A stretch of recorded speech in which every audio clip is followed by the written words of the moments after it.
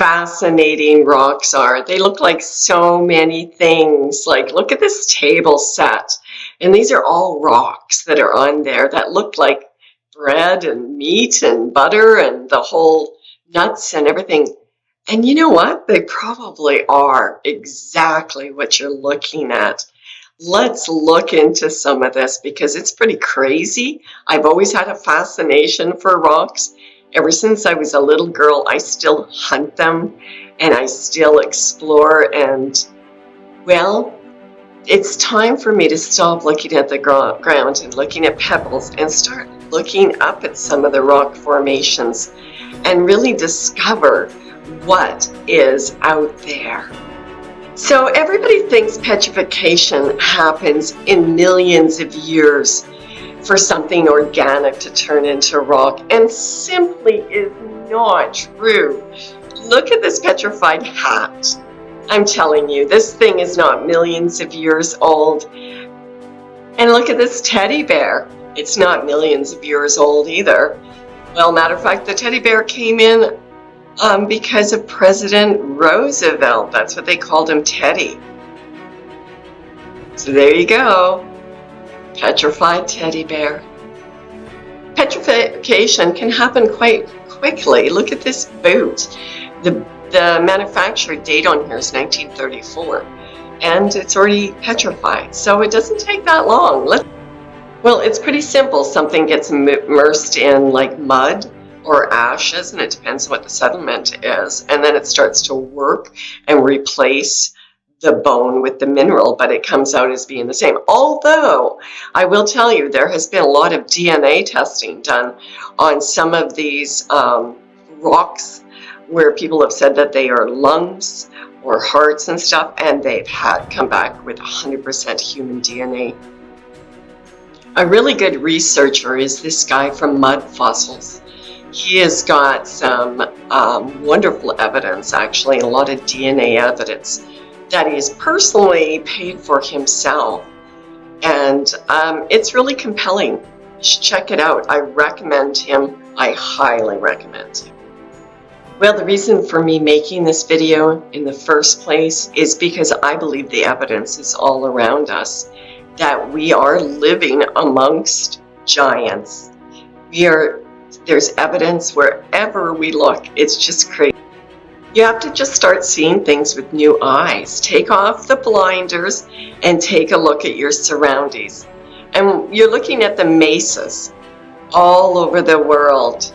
And I'm going to tell you, there's some really good evidence that these are chopped down trees. These aren't mountains. These are trees. Open your eyes. It wasn't just dinosaurs. There was trees and fossilized giants. Take a look at some of these footprints. And yes, you may say, these are Photoshopped. There's way too many photos and evidence for this all to be Photoshopped, what we're seeing.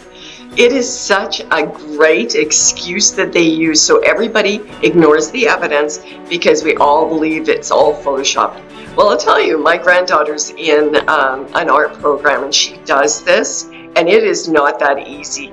And there is not that many people that have the skill to be able to do this type of art. But these aren't Photoshopped. You can actually go see them for yourself. They're scattered all over the world, no matter where you live. Whether you live in Canada or in Africa, or it doesn't matter. They are everywhere.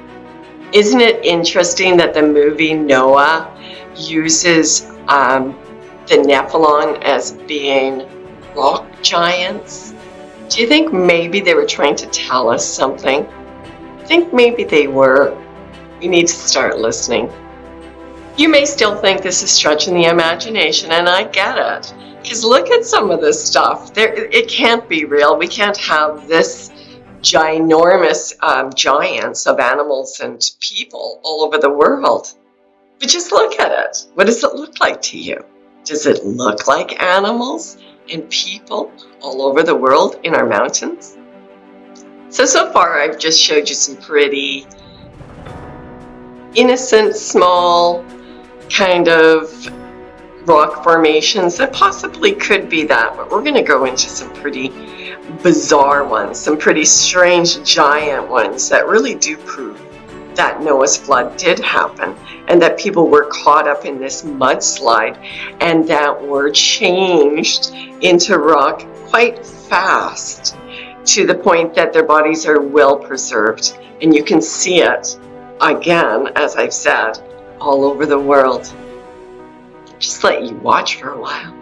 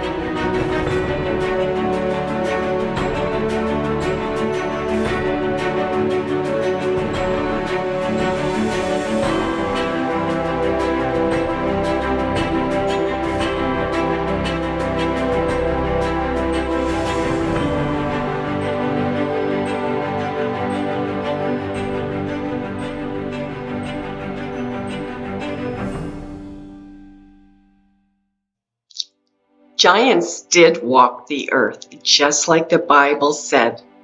In the days of Noah, we were like grasshoppers to them.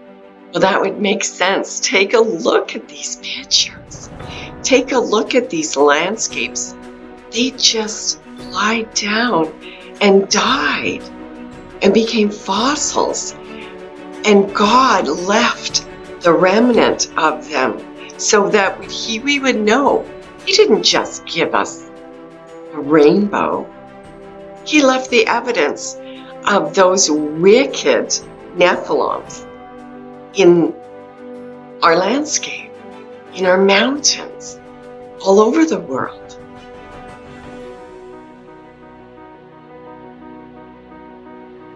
I have to recommend this other researcher. I'll tell you, I've gotten a lot of my information from her. She's amazing. She's very thorough. She shows her paperwork. She is phenomenal, and she works with God's Holy Spirit. It directs her.